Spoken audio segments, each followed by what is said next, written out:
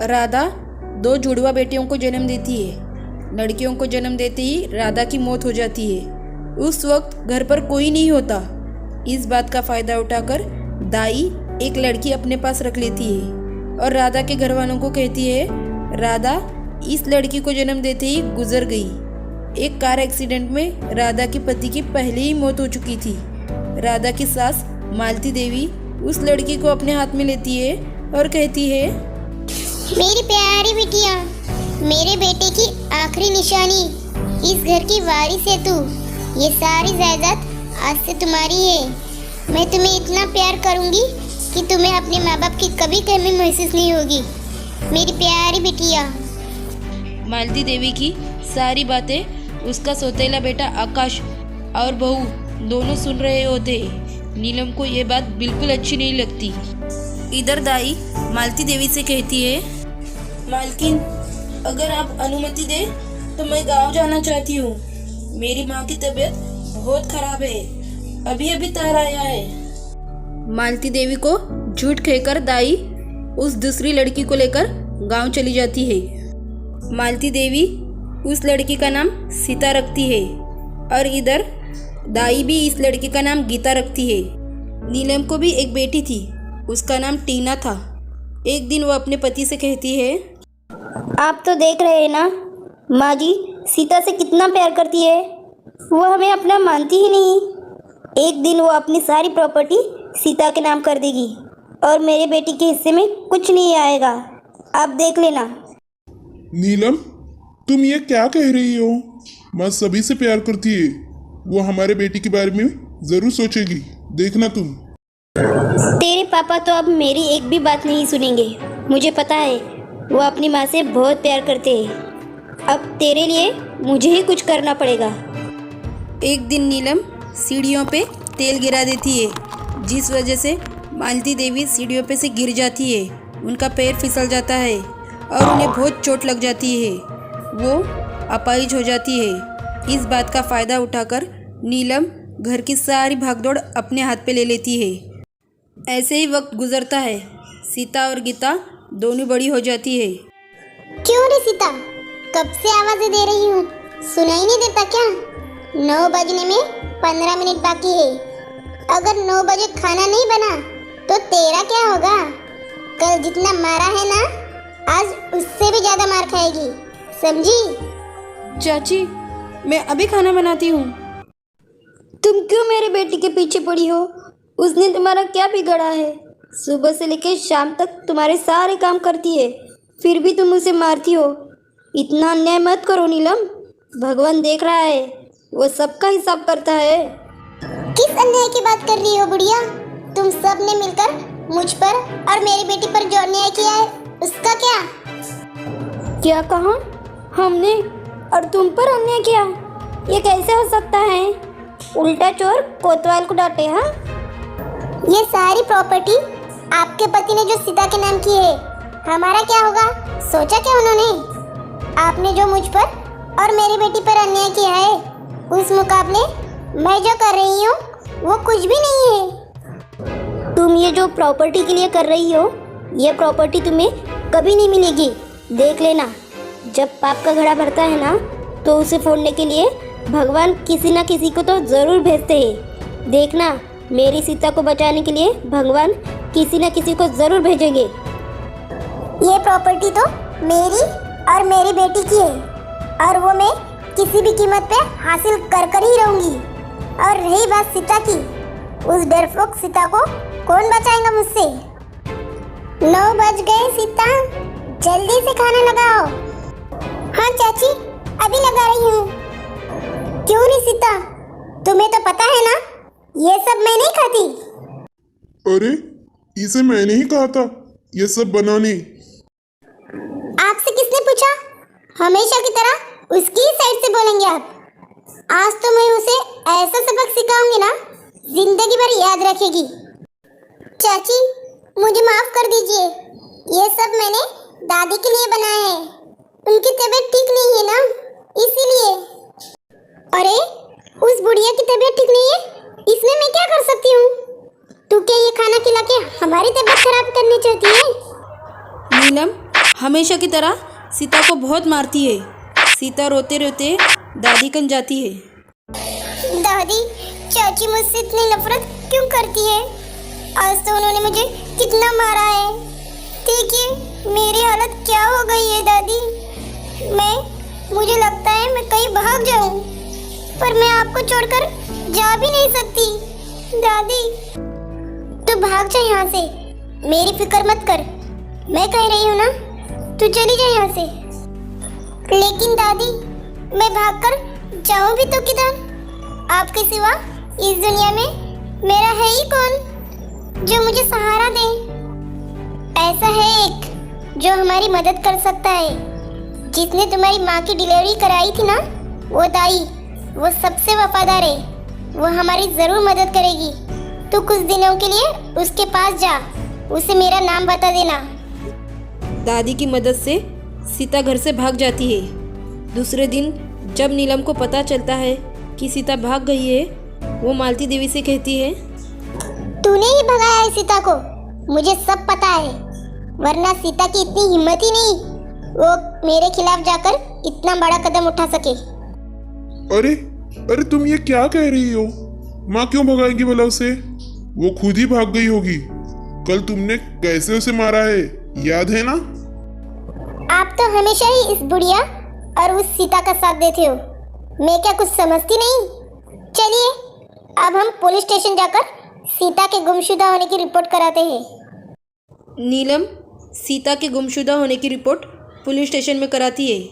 इधर सीता दाई के गांव जाती है और दाई को सारी बात बताती है। मालती देवी के दाई पर बहुत एहसान होते हैं, इसीलिए दाई फैसला करती है कि वो सीता की जगह गीता को नीलम के यहाँ भेजेगी। तुम तो बिल्कुल ही मेरे जैसी हो। माँ, ये कौन है? ये बिल्कुल मेरे जैसी दिखती है। तुम कौन हो? वो सब जाने दो, पहले बताओ तुम कौन हो और यहाँ कैसे आई? वक्त आने पर मैं तुम दोनों को सारी बात बता दूंगी। गीता, अभी तुम्हें मेरा एक काम करना है। तुम्हें सीता की जगह सीता बनकर जाना है, कुछ समझी? माँ, तुम क्या कहना चाहती हो? मैं कुछ समझ नहीं पा रही हूँ। सीता की चाची सीता पर और उसके दादी पर बहुत अन्याय कर रही है। तुम्हें सीता बनकर जाना है और उसके चाची को सबक सिखाना है, समझी ना? गीता अपनी माँ की बात मानकर कुछ दिन के लिए नीलम के यहाँ सीता बनकर जाती है। और अरे देखो देखो, आ गई कलमुही। काम मुँह काला करने गई थी। तुझे इधर से भागते हुए जरा भी डर नहीं लगा? ये मेरा घर है, मैं अपने घर से बाहर जाने में क्यों भला डरूं? अरे देखो देखो कैसी बातें कर रही है। 2 दिन घर से दूर क्या रही, सब भूल गई शायद। याद दिला दूं? अरे नीलम, अभी तो आई है वो, जरा चैन से सांस तो लेने दे उसे। आप आ गए फिर से इसकी साइड लेने? ठीक है, मैं अभी कुछ नहीं कहती। आप इससे कहिए जल्दी से सबके लिए अच्छा सा खाना बना दे, जल्दी से। चाची, आज मैं बहुत थक गई हूँ, आज आप ही बना दीजिए जल्दी से सबके लिए खाना। लगता है कुछ दिन बाहर जाकर तेरा दिमाग खराब हो गया है, अभी ठिकाने लगाती हूँ।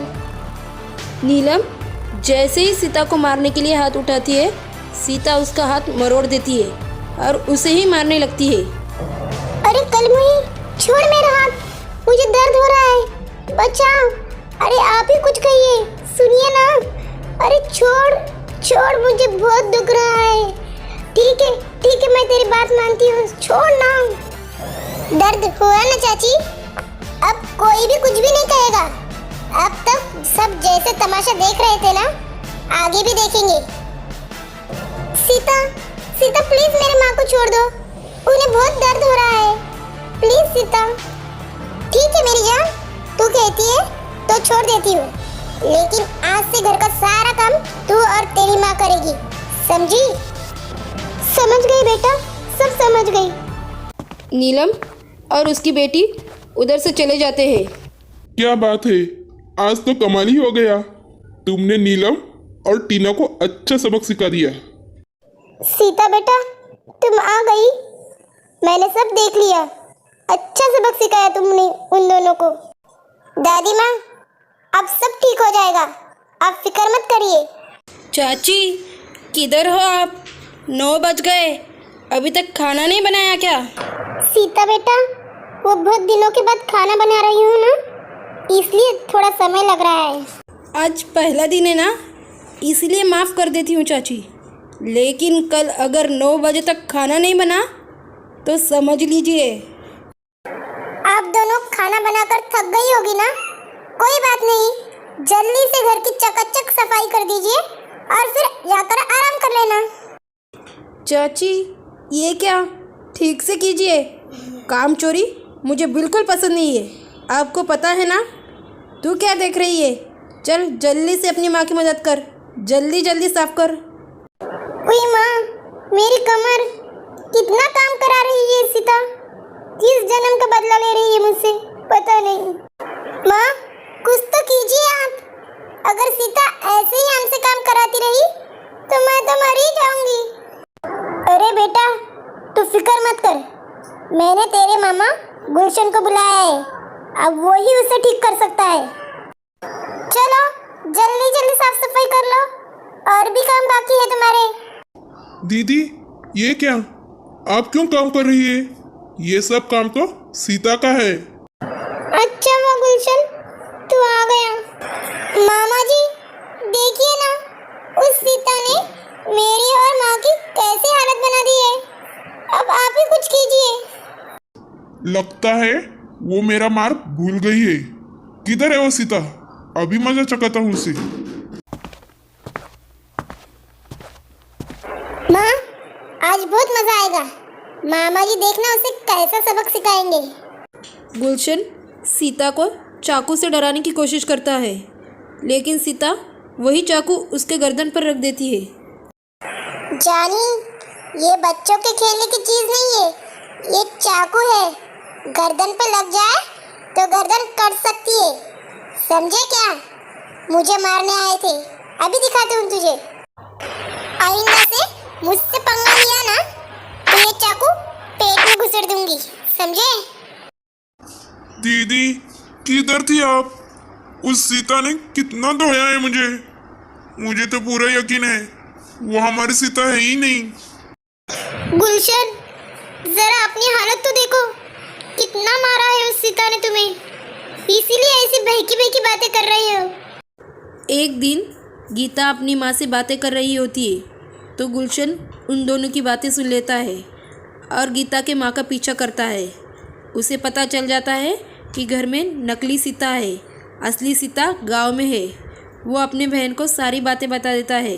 वो दोनों मिलकर उसका किडनैप करते हैं। सीता को किडनैप करते हुए दाई माँ देख लेती है।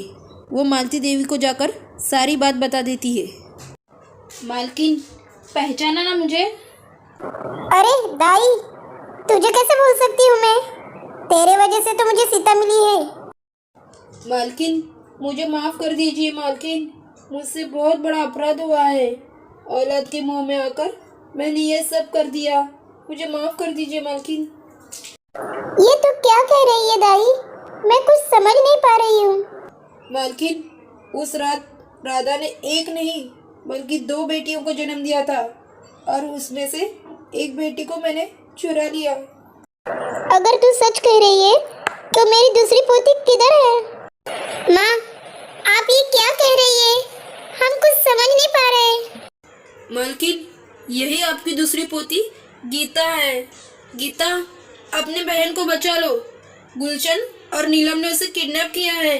गीता अपनी बहन को बचाने जाती है। सुन सीता, अब तू 18 साल की हो चुकी है, चुपचाप इन प्रॉपर्टी के कागजात पे साइन कर दे, नहीं तो हम तुम्हारी ऐसी हालत करेंगे ना। तभी गीता उधर पहुंच जाती है और गुलशन के हाथों से चाकू छीन लेती है। क्यों? तुम दोनों को प्रॉपर्टी चाहिए ना? अभी देती हूँ प्रॉपर्टी तुम्हें। हमें माफ कर दो, प्लीज हमें माफ कर दो, हमसे गलती हो गई, हम दोबारा ऐसी गलती नहीं करेंगे। नीलम को अपनी गलती का एहसास होता है। वो मालती देवी से माफ़ी मांगती है और सीता और गीता को भी पता चल जाता है कि वो जुड़वा बहनें हैं। और सभी खुशी खुशी रहने लगते हैं। आपको कहानी अच्छी लगी हो तो प्लीज़ बच्चों लाइक और सब्सक्राइब ज़रूर कीजिए। Thank you.